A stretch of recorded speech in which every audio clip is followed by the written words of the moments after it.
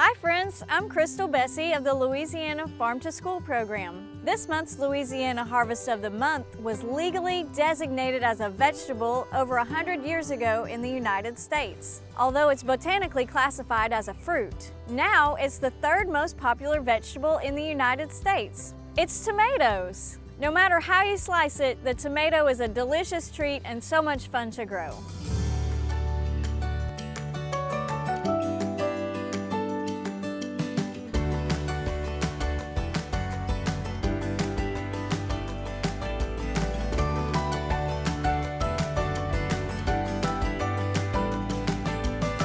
The tomato is a member of the nightshade family, which also includes other crops like the Irish potato, peppers, and eggplant. It's believed that tomatoes originated in the South American Andes around what is now Peru and was first used as a food by the Aztecs in southern Mexico. I'm standing here with a few members of the nightshade family: eggplant, pepper, and behind me are tomatoes. When the tomato was brought to the Europeans from the Americas, they were considered to be poisonous because they're members of the nightshade family. Now the tomato is used in Europe and all over the world for all sorts of culinary purposes. Farmers in St. Bernard and Plaquemines Parish marketed their tomatoes as Creole. These farmers allowed their tomatoes to vine ripen and grow in rich soil, which they claimed created a unique flavor that distinguished their tomatoes from all other tomatoes in Louisiana and the United States. Today, Creole has become a marketing term for any tomato grown in Louisiana. Today we're visiting a farm in the heart of Hungarian settlement with strong ties to the history of this area. This is Frank Fekete Farm, and it's been owned by Frank and his family for over 100 years. Today we're here with Frank Fekete. Thank you so much for having us out here and welcoming us. You're welcome. Tell me a little bit about your farm and the history of it. Well, I got into farming when I was a kid. My parents were both school teachers, and to make a little extra money, my daddy wants to develop a good work ethic, so we started growing mostly bell peppers and strawberries. At times were different back then. You planted a couple crops, and then they put them on trucks and shipped them up north. Now things have changed, and people come in here with the buy fresh, buy local, so we diversified, plant all different kind of vegetables, and then we go to the farmers market, sell local. People drive in like they're driving in right now to buy fresh stuff. People want fresh, it tastes better, got more nutrients, they know where it comes from. We mainly grow fresh market round tomatoes like these here. We plant them on black plastic in the early spring. The ground's a little chilly, so we use the black plastic. It keeps the ground warm where they'll catch fast, and then it keeps the grass off mulch, keeps the ground loose too. You got to have raised beds, it keeps the oxygen in the air in the soil. If it gets too much water in the road, it's gonna scald out, so you gotta have a big road. When we time, we use this rebar. If you go to wood stakes, you're gonna farm, the wood stakes are gonna last about a year and they're gonna rot out. These here last as long as you don't, I mean, we bend them sometimes, pull them out, but we straighten them up. And then we just use them every 4 plants. We tie an anchor and then wrap it, cage them in, they call it, 1, 2, 3, 4, and go all the way down and come back to the other side. As they grow, when these get finished growing, we'll have probably 5 strings on them. These are determinate, like I said, and then they'll get about this tall, and you'll get about 30 pounds of bush off of them. And then we use the black for the heat, and then next month we'll start using the white plastic. It'll keep the ground a little cooler where it don't cook the roots. Now let's head over to Judy and see what she's got cooking from the garden. Hello. Today we're going to talk about a very popular vegetable in the United States, tomatoes. These juicy vegetables are full of antioxidants like lycopene and beta-carotene. Lycopene is what gives them their bright red color.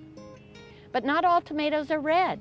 They come in a variety of colors like yellow and orange, green, and even purple. I'm here with Frank Fekete. Frank grows all these beautiful vegetables here. How can you tell when it's time to harvest a tomato? Well, they're gonna start, you see the little star here in the end here? When it starts breaking, they call it. It's getting close to being ready to pick.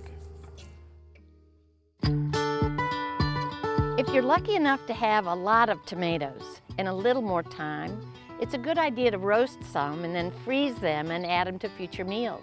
Simply slice them, chop up some garlic or use some garlic chives, sprinkle some oil over them, a little bit of fresh thyme, put them in the oven and roast them for about at 350 degrees for about 2 hours.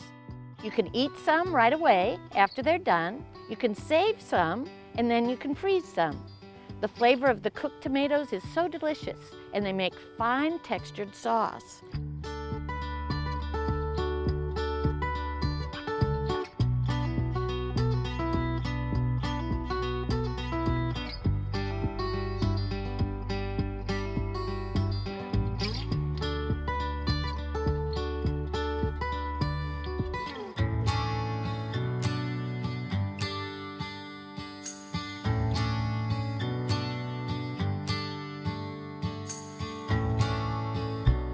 Here's one of my favorite ways to eat tomatoes, in a sandwich.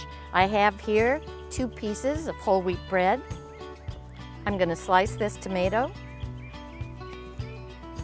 I like to slice them kind of thick when I'm going to put them on my sandwich. Spread a little mayo on it, mayonnaise. A little. Put the mayonnaise on both pieces of bread, me. Okay, then I'll do that. Okay, now we'll put our tomatoes on there. Sprinkle a little salt.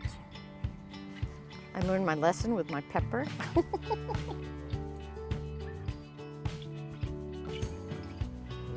delish. Mm-hmm. Is it lunchtime yet? Well, give me half. Ready on 3. 1, 2, 3. Delish. So good. Homegrown tomatoes. I think the salt brought out the flavor better, I believe. Yep. Plus, I like black pepper on my tomatoes too. Did you know tomatoes are rich in acids that can even remove smells released by skunks? These acids can also be a part of various lotions and hygienic products that are used for cleansing the body and various objects in the house. All right, we're out here in one of your tomato fields, and can you tell me a little bit more about where a tomato comes from off the tomato plant? How does a tomato grow? Well, you see these little yellow flowers here? They're perfect flowers. They're going to self-pollinate. They start here at the bottom. If you can see here at the bottom, Okay. there's a little tomato. Look. see that, yeah. Can you see it? A little small tomato coming. It's green. It's going to get, when it gets about this big around, then it's going to start breaking and turning. They're going to be real big at the bottom, and you see as the plant branches out, it's going to shoot more flowers out. And this plant's going to have probably 10, 15 clusters of flowers, so you're looking at, say, 6 tomatoes on each cluster, so you're looking at about 60 or 70 tomatoes. So you're looking at 25, 30 pounds of tomatoes. So every time it branches out, it'll create a new cluster. New cluster. As it gets taller, the tomatoes are going to lose a little size, but these have been bred to hold their size. I mean, they're going to start out, say, at the bottom this big, and then when they get to the top, they might be, say, that big. There's people, you know, everybody wants a tomato for what? Hamburger. They want a hamburger tomato. They cut it one time, put it on a hamburger sandwich. They're determinate, so you don't have to prune them. So they're pretty much self-care. Self-care, just keep them tied, watch for disease and insects on them. So a tomato, is it pretty easy to grow, would you say? They're pretty easy to grow. I mean, they're heavy to pick. You get green all over your skin and clothes when you pick them, but I mean, everybody likes tomatoes. It's like strawberries. They do, yeah. Everybody likes strawberries, tomatoes, and crawfish, right? That's right. But if you refrigerate it, you're gonna kill the taste, so keep them out of the fridge. If they get too hot, they're gonna go to mush. If it gets too cold, lose all the taste, get hard. Keep them at room temperature, you're gonna have a tasty little treat.